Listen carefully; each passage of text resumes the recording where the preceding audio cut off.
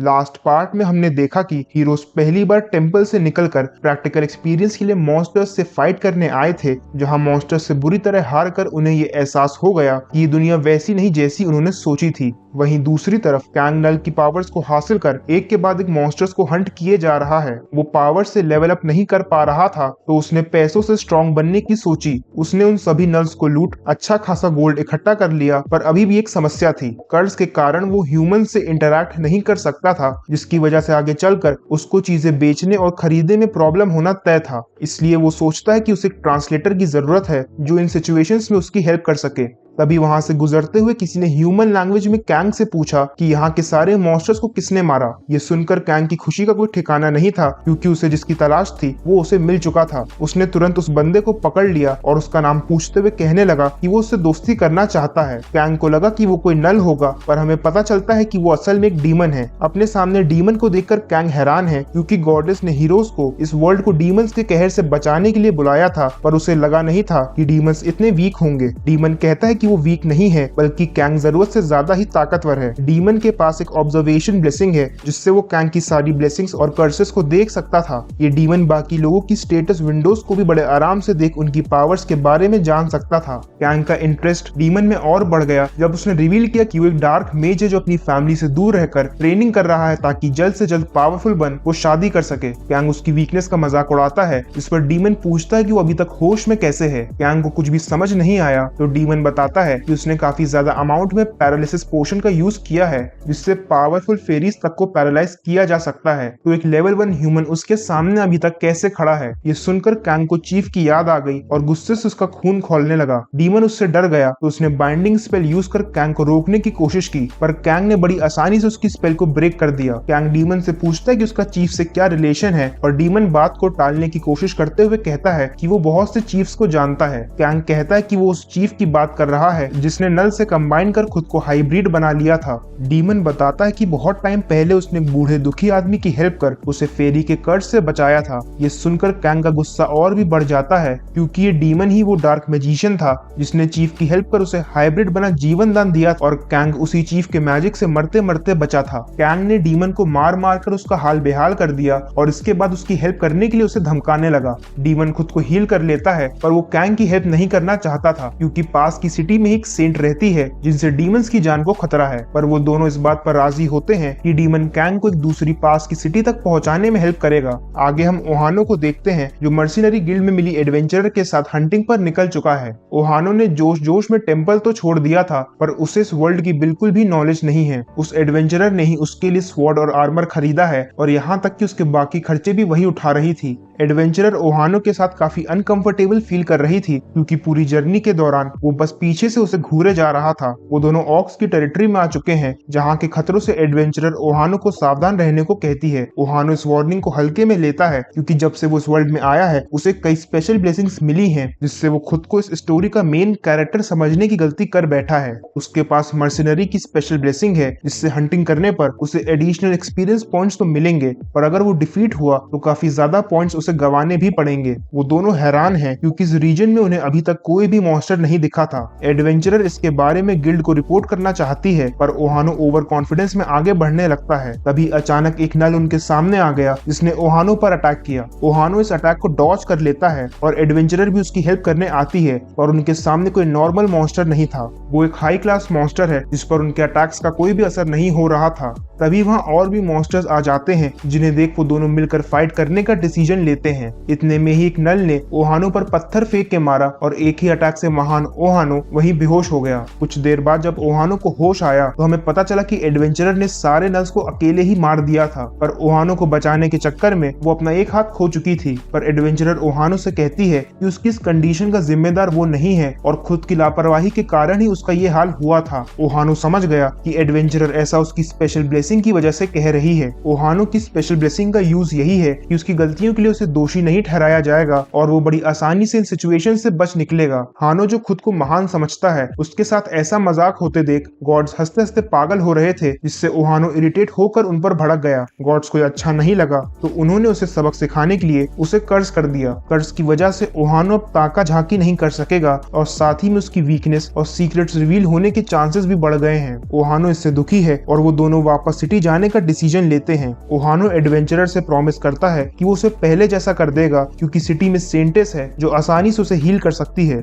दूसरी तरफ हम कैंग और डीमन को फॉरेस्ट में ट्रैवल करते देख रहे हैं। डीमन का नाम कॉगमॉस है और वो दोनों फाइनली फॉरेस्ट के एंड तक पहुंच चुके हैं। कैंग खुश है पर डीमन उसे सावधान रहने को कहता है क्योंकि फॉरेस्ट खत्म होते ही ऑक्स की टेरिटरी शुरू हो जाती है। कैंग को इससे फर्क नहीं पड़ता और थोड़ी दूर चलते ही एक पहाड़ी के नीचे उन्हें कई सारे ऑक्स दिखने लगते हैं। ऑक्स भी ह्यूमन स्मेल को सेंस कर अलर्ट हो जाते हैं और उनके अलर्ट होने का असली रीजन कैंग की आंखें हैं जो उसकी नल पावर्स की वजह से ग्लो कर रही थी। इसी कारण से वो रात के अंधेरे में भी आसानी से विजिबल है और सभी ऑक्स ने अब तक उसे देख लिया था। बिना समय गवाए कैंग उन ऑक्स के पास चला जाता है जिन्हें लगा कि वो एक साधारण ह्यूमन होगा तो वो उसे स्किनी पिग कहकर बुलाते हैं। ऑक्स ये देखकर हैरान है कि एक ह्यूमन उनकी लैंग्वेज में कैसे बात कर पा रहा है, पर अब बातों का समय नहीं था। कैंग अपना डैगर निकालता है और एक एक कर ऑक्स को मारने लगता है। उसकी पावर देख बाकी ऑक्स भी डर गए। वो उससे बात कर नेगोशिएट करना चाहते थे पर कैंग किलिंग मशीन बन चुका था और ये मशीन तभी रुकी जब उस एरिया के सारे ऑक्स मारे जा चुके थे। ऑक्स को मारने के बाद कैंग ने देखा कि डीमन को एक डिवाइन फोर्स जला रही है जिसके बारे में पूछने पर डीमन उसे ऊपर देखने को कहता है। आसमान में उन्हें एक व्हाइट ड्रैगन दिखा जिस पर एक सेंटेस सवार थी। सेंटेस डीमंस की जानी दुश्मन है और उसने ही डीमन की प्रेजेंस फील कर उस पर डिवाइन फायर से अटैक किया था। सेंटेस वहां नहीं रुकी और डीमन ने किसी तरह उसके अटैक को सर्वाइव कर लिया पर उसकी हालत काफी खराब थी जिसकी वजह से कैंग को उसे कैरी करना पड़ रहा था। डीमन कैंग से पूछता है कि ह्यूमन होते हुए भी वो इतना पावरफुल कैसे है। कैंग ने जब बताया कि वो हीरो बनते बनते रह गया तो ये सुनकर डीमन के होश उड़ गए क्योंकि जब कोई डीमन हीरो से हारता है तो उसे हीरो का कर्स मिलता है। इस कर्स की वजह से लेवल अप करना इम्पॉसिबल है जिससे वो डीमन वीक हो जाता है। हैरान करने वाली बात यह है कि कैंग के पास भी हीरो कर्स है पर वो इसके विपरीत बहुत पावरफुल है। डीमन ये भी कहता है कि उसने पूरी दुनिया घूमी है पर आज तक उसने कभी भी आउटसाइडर ब्लेसिंग के बारे में नहीं सुना। कैंग को भी ये बात अजीब लगी और वो सोचने लगा कि कहीं वो अपनी आउटसाइडर ब्लेसिंग की मीनिंग को अभी तक मिस इंटरप्रेट तो नहीं कर रहा था। डीमन आगे कहता है कि उसकी ये ब्लेसिंग असल में एक चीट स्किल है। ऐसा इसलिए क्योंकि ना तो कैंग को भूख प्यास लगती है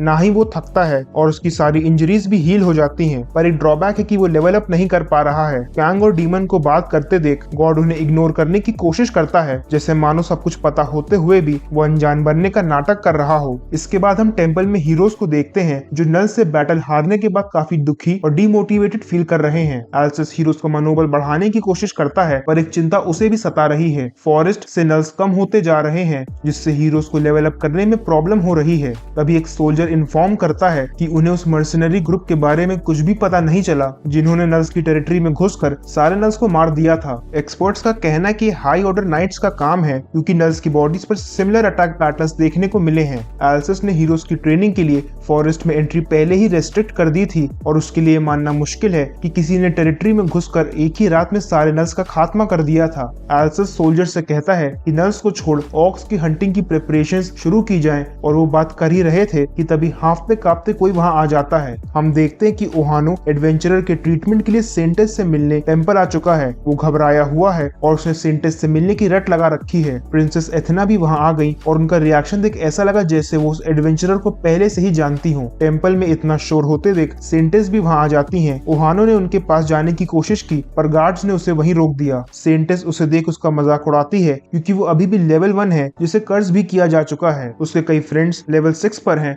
और ये जानकर ओहानो इंफीरियर फील करने लगता है। हमें पता चला कि उस एडवेंचरर का नाम आर्या है जो कि एक नोबल फैमिली से है पर सेंटेस की हीलिंग लेने के लिए केवल नोबल फैमिली से होना काफी नहीं था। ओहानो कहता है कि आर्या के पास फ्यूचर में एक स्ट्रॉन्ग नाइट बनने का पोटेंशियल है पर सेंटेस कहती है कि जो नाइट्स अभी टेंपल में है वो ऑलरेडी लेवल 30 पर हैं, तो आर्या को नाइट से ज्यादा इंपॉर्टेंस कैसे दी जा सकती है। सेंटेस कहती है कि शायद उसकी हीलिंग एबिलिटीज को ओहानो बहुत हल्के में ले रहा है। उसने रिसेंटली काउंसिल वुमेन सिलेबस को हील किया था जिसके लिए उसे बहुत मूल्यवान गिफ्ट्स दिए गए थे। गिफ्ट्स इतने बेशकीमती हैं कि उनसे आधा नेशन खरीदा जा सकता है। ये सब सुनकर ओहानो हार मान गया पर तभी यूबोरा सेंटेस से कुछ कहती है। वो आर्या को अपना कॉमरेड बनाना चाहती है और उसकी ये विश जानकर सेंटेस आर्या को हील करने के लिए तैयार हो जाती है। उसने अपनी हीलिंग पावर्स का यूज कर एक झटके में ही आर्या का हाथ पहले जैसा कर दिया और उससे जिंदगी भर यूबोरा का कॉमरेड बन उसे प्रोटेक्ट करने को कहा। आर्या यूबोरा की आभारी है और बाकी हीरोज के साथ उनकी ट्रेनिंग ज्वाइन कर लेती है। एक और बार ओहानो अकेला है पर उम्मीद की किरण एथना के रूप में उसकी तरफ हाथ बढ़ाती है। एथना और आर्या बचपन के दोस्त हैं और वो ओहानो की शुक्रगुजार है क्योंकि वो आर्या को टेंपल में लेकर आया था।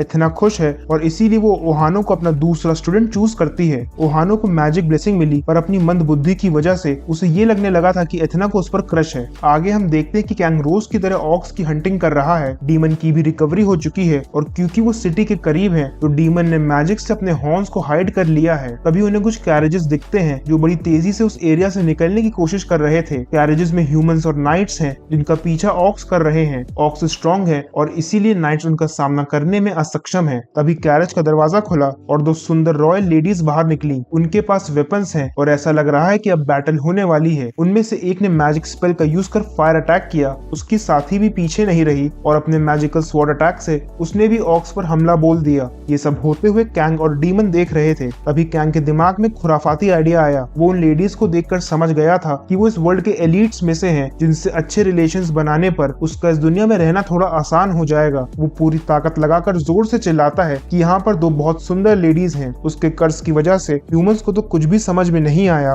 पर कैंग असल में किसी और तक ये बात पहुंचाना चाहता था। थोड़ी ही देर में वहाँ भारी तादाद में ऑक्स आ गए। उन्हें लगा कि उनके किसी साथी ने इन्फॉर्मेशन देकर उन्हें यहाँ पर बुलाया है। ऑक्स ने उन लेडीज को चारों तरफ से घेर लिया है। कैंग ये देखकर बेहद खुश है क्योंकि उसका आधा काम हो चुका था। ऑक्स आ चुके हैं और अब उसे बस उन ह्यूमंस को बचाकर उनका हीरो बनना है। फाइट शुरू हुई और कैंग अपने अजीब अजीब तरीकों से ऑक्स पर भारी पड़ने लगा। नल पावर्स के कारण वो उनके सभी अटैक्स को बड़ी आसानी से ऑब्जर्व कर पा रहा था और वो अब इतना पावरफुल बन चुका है कि बड़े बड़े ऑक्स भी अब उसके सामने पत्तों की तरफ बिखरने शुरू हो गए थे। सारे ऑक्स मारे जा चुके हैं पर कैंग को नल पावर्स यूज करते देख ह्यूमंस उससे डरने लगे हैं। डीमन सिचुएशन संभालने आगे आता है। उसने खुद को मैजिशियन और कैंग को एक बाहरी स्वॉर्ड्समैन बताया जो कॉमन लैंग्वेज बोलना नहीं जानता था। कैंग के पास हीरो कर्स है और उसकी हाई फेरी ब्लेसिंग की वजह से लोगों को उस पर विश्वास होने लगा था। जिसके बाद उनमें से एक लड़की कैंग पर डाउट करने के लिए उससे माफी मांगती है। उनकी सभी कॉन्वर्सेशंस को डीमन ट्रांसलेट कर रहा था, जिसकी वजह से उनकी बातों को समझना कैंग के लिए बेहद आसान हो चुका था। कैंग को सबसे इतना फ्रेंडली देख गॉड गुस्से में है पर वो अपना एक सीक्रेट बताकर गॉड का गुस्सा शांत करता है।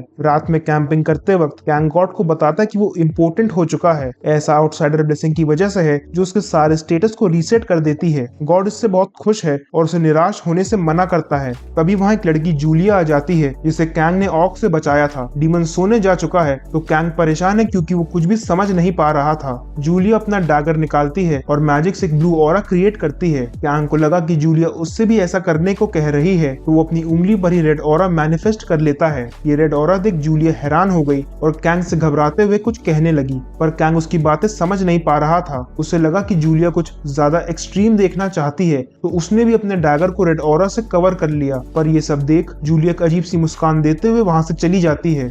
दूसरी तरफ टेम्पल में ओहानो को फेल्ड हीरो बताकर उसकी एंट्री बैन कर दी गई है। अब उसके पास केवल दो ऑप्शंस हैं। पहला कि वो इंडिपेंडेंस फंड लेकर गिव अप कर दे, जिसके बाद उससे हीरो का टाइटल ले लिया जाएगा और अगर कभी भी उसने खुद को हीरो बताकर बेनिफिट्स लेने की कोशिश की तो उसे एग्जीक्यूट कर दिया जाएगा। दूसरा ऑप्शन ये है कि वो वापस ट्रेनिंग में लौट जाए पर जब तक वो सैटिस्फाइंग रिजल्ट्स नहीं देगा टेम्पल उसे सपोर्ट नहीं करेगा।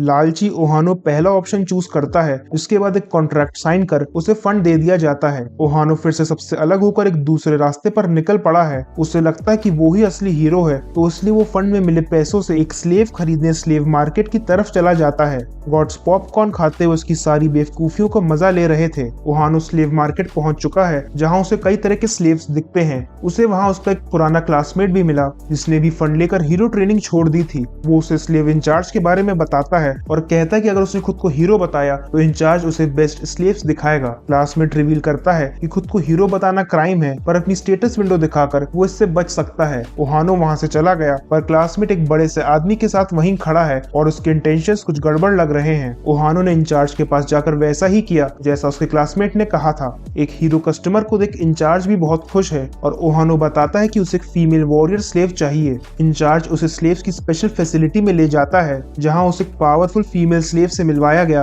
पर हानो को उसमें जरा भी इंटरेस्ट नहीं था। इसके बाद उसने अपने मन मुताबिक ही 3 स्लेव्स चूज कर लिए और कॉन्ट्रैक्ट पूरा कर उनका नया मालिक बन गया। खास बात यह है कि ये तीनों स्लेव्स ओहानो से ज्यादा पावरफुल हैं। आगे हम कैंग और डीमन को ह्यूमंस के साथ साथ ट्रैवल करते देख रहे हैं। डीमन बताता है कि लेडीज असल में मर्सिनरीज हैं और लोग ये प्रोफेशन इसलिए चूज करते हैं क्योंकि मर्सिनरी ब्लेसिंग की रिक्वेस्ट को पूरा करने पर काफी एक्सपीरियंस पॉइंट्स अर्न किए जा सकते हैं। ये सुनते ही कैंग चौंक गया और उसने तुरंत अपनी स्टेटस विंडो चेक की। हीरो कर्स में लिखा था कि हंटिंग से मिले एक्सपीरियंसेस को कम कर दिया जाएगा, पर मर्सिनरी ब्लेसिंग का कोई भी मेंशन नहीं है। कैंग को लेवल अप करने का एक नया तरीका मिल गया और मर्सिनरी बन अपना रिवेंज लेने के लिए उसकी उत्सुकता बढ़ गई। कैंग फाइनली सिटी पहुंच चुका है और इस वर्ल्ड में आने के बाद उसने आज पहली बार इतने सारे ह्यूमंस देखे हैं। लेडीज कैंग की शुक्रगुजार हैं और वो उसका फेवर वापस लौटाना चाहती हैं, इसीलिए वो सभी लोग सेम होटल बुक करते हैं जहां स्लाइम्स वॉशिंग मशीन की तरह कैंग के सारे कपड़े चमका देते हैं। कैंग की सूरत रंगत बदल चुकी है और लेडीज को भी देख ऐसा नहीं लग रहा है कि वो वही मर्सिनरीज हैं जो कुछ टाइम पहले ऑर्क से फाइट कर रही थीं। इसके बाद वो सभी मर्सिनरी गिल्ड चले जाते हैं जहां एक बड़ी समस्या कैंग का इंतजार कर रही थी।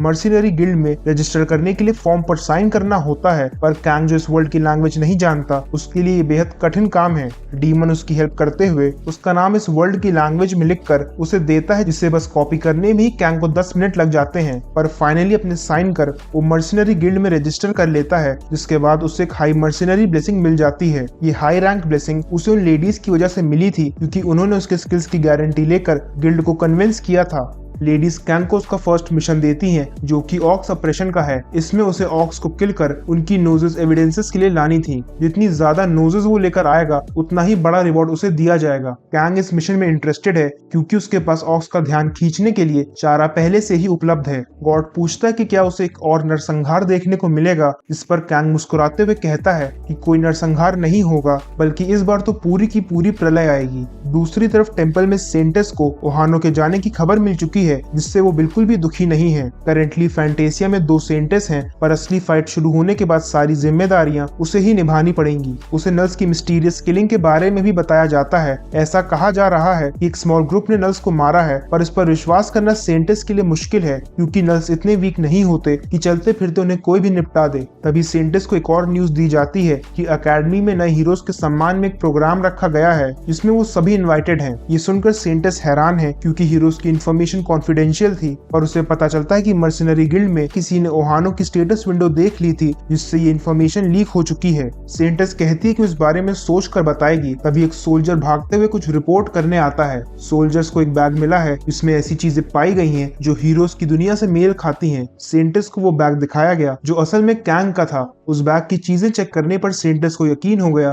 कि वो हीरोज के वर्ल्ड का ही है। ये बैग सोल्जर्स को नल फॉरेस्ट में मिला था और इसके बारे में अभी ज्यादा लोगों को पता नहीं है। जो भी हीरोज अभी टेम्पल में हैं और जो छोड़कर जा चुके हैं, उन सभी की पर्सनल चीजों को सेंटेस ने चेक किया है, पर इस बैग के बारे में उसे कुछ भी नहीं पता था। वो अपनी नाइट से उस बैग पर लगी नेम प्लेट को किसी हीरो की हेल्प से डिकोड करने को कहती है। सेंटेस सोच रही है इस बैग की एग्जिस्टेंस ही गलत है और इसका मतलब है कि गॉड से कोई बहुत बड़ी गलती हुई है। उसकी नाइट ये भी रिपोर्ट करती है कि विलेज में और भी लोगों की डेड बॉडीज के साथ कुछ फेरीज डेड मिली हैं। विलेजर्स का कहना है कि एक खतरनाक आउटसाइडर ने उन सभी को मारा है। ये वही चीफ के साथी हैं जिन्हें मारकर कैंग ने सेलेबस को बचाया था, पर सेलेबस ने कैंग से एनकाउंटर वाली बात अभी तक किसी को नहीं बताई थी। सेंटेस की चिंताएं एक एक कर बढ़ती चली जा रही हैं और उसे नहीं पता कि कौन आउटसाइडर है जिसने गॉड से बचकर उन्हें ही चुनौती दे डाली है।